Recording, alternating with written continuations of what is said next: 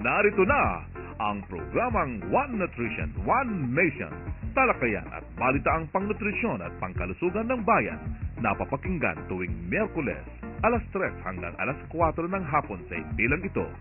Narito ang inyong kaibigan at katuwang sa nutrition, the National Nutrition Council Executive Director, Assistant Secretary Bernie Flores.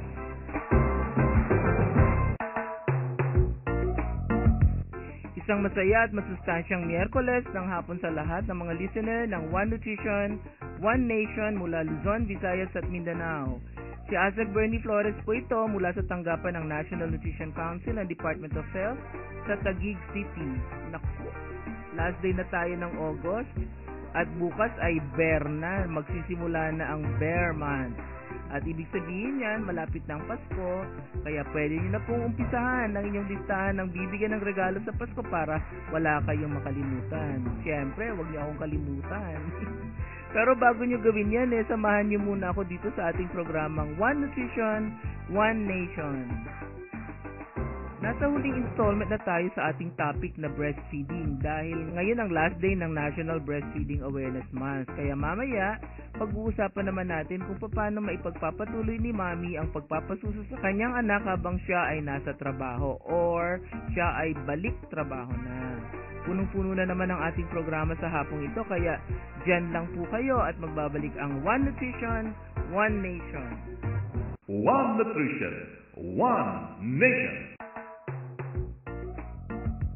Alam niyo ba na ang pagkain ng maraming prutas at gulay araw-araw ay nakakatulong para makaiwas sa cancer, diabetes at sakit sa puso?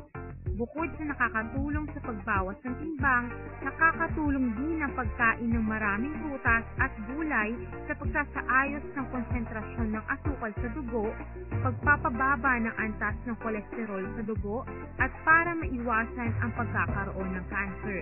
Kumain ng 4 o mahigit pang dami ng iba't ibang uri ng mga pagkain mayaman sa hibla mula sa gulay, prutas, legumes at root crops.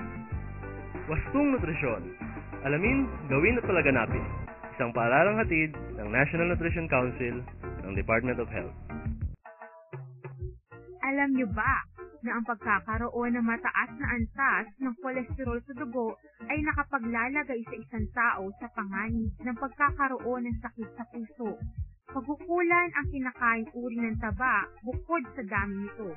Iwasan ng taba mula sa hayop, processed meat products, butter, salad dressings at krema dahil mataas ito sa saturated fat na nagpapataas ng antas ng kolesterol sa dugo. Wastong nutrisyon.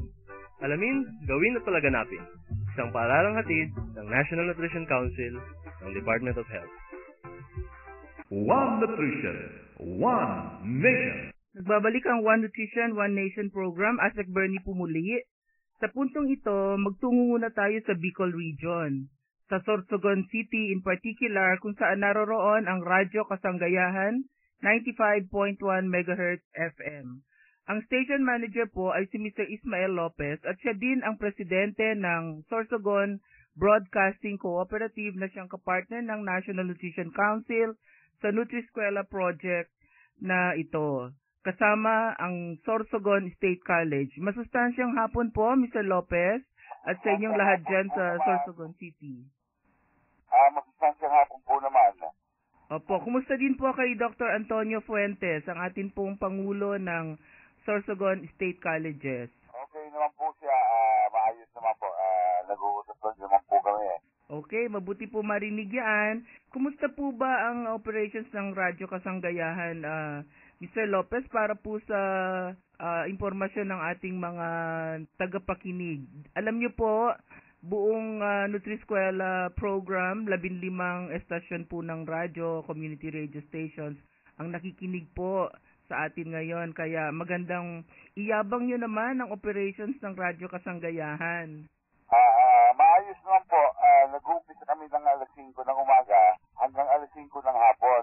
Opo. Mayroon kaming 3 regular broadcasters at 3 licensed technicians. Maliban pa sa mga volunteer hosts mula sa iba't ibang ahensya ng gobyerno na nakapagsisapan ko mag-program. Opo. iba't ibang time slots ng ating radyo. Iba-iba rin pong aspeto ng kabuhayan. PhilHealth, DNR, yung PDRRMC yung sa disaster, yung DA, Department of Agriculture, Bureau of Fire, sa DAR, Department of Agrarian Reform. Mr. Lopez, yung pong kalusugan. Meron pa po sa DepEd, Opo. tapos ang Barangayanihan, tapos PHO, yung Provincial Health Office. Opo. DOH. Opo. Si Congressman Escudero, nabibigyan niyo rin ng pagkakataon pag bumibisita dyan. Tuwing uwi ho siya dito, binibigyan namin ng pagkakataon na Opo. ini-interview namin. Mabuti naman po. Hanggang saan po ba naririnig ang broadcast ng Radyo Kasanggayahan? Anong mga munisipyo ang nararating po? Nakakaabot po ito sa 3 distrito ng Sorsogon. 3 distrito? Opo. Anong mga munisipyo po? Sorsogon East, Sorsogon West, at Bacol District. Bacon District. Ilang Opo. mga bahagi ng bayan ng Castilla, ilang Castilla. bahagi ng bayan ng Kasiguran, ilang bahagi ng bayan ng Gubat, at bayan ng Tres Rias. Inaasahan po namin mas lalawak Mas lalakas ang pa. ito kapag nakalipat na kami na sa third floor Opo. ng SNC Technology Building. Kailan po ba yun kaya makakalipat? Mga 2 months na siguro po. Ongoing po ngayon ang construction. Wow. Paano naman po ang ginagawa ninyo para hindi bibitiw yung mga tagapakinig ninyo sa radyo? Unang estratehiya po namin ay ang pag-imbita sa iba't ibang ahensya na mag-host ng programa dahil sa ang kanilang mga kawani na rin. Makikinig din. Ang pangalawa ay ang paggamit ng mga kaibigan namin na may negosyo Opo. na mag-tune in sa Radyo Kasanggayahan sa Opo. kanilang mga outlets nang sa gayon ay marinig ito ng kanilang mga mamimili. Opo. Ang pangatlo ay ang mga programang pangkabataan upang ang mahigit 4,000 estudyante dito sa Sorsogon State College kung saan naroon ang Radyo Kasanggayahan Opo. ay nagiging parte ng himpilang ito. Opo. At ang pang-apat, yung PDRRMC, yung sa disaster, sinertilize na ho nila sa buong 64 barangay sa buong lalawigan Opo. na makinig regularly sa Radyo Kasanggayahan. Ay, salamat naman. Di laging handa. Ano po? Apo. Lagi silang handa. Para kasi regularly may mga spot silang nilalabas sa patungkol sa disaster. Napakaganda naman po mapakinggan itong mga sinabi ninyo, Mr. Lopez, kasi hindi lamang pang nutrition yung ating programa, yung ating istasyon nakakatulong, kundi sa lahat ng aspeto ng kabuhayan ng mga taga-Sorsogon, lalong-lalo na yung disaster. Ano po? So, maraming salamat po, Station Manager Lopez. Thank you po. Kumusta na lang po sa lahat ng bumubuo ng Radyo Kasanggayahan mula dito sa One Nutrition, One Nation. Huwag po kayong bibitiw at magbabalik po kami. One Nutrition, One Nation.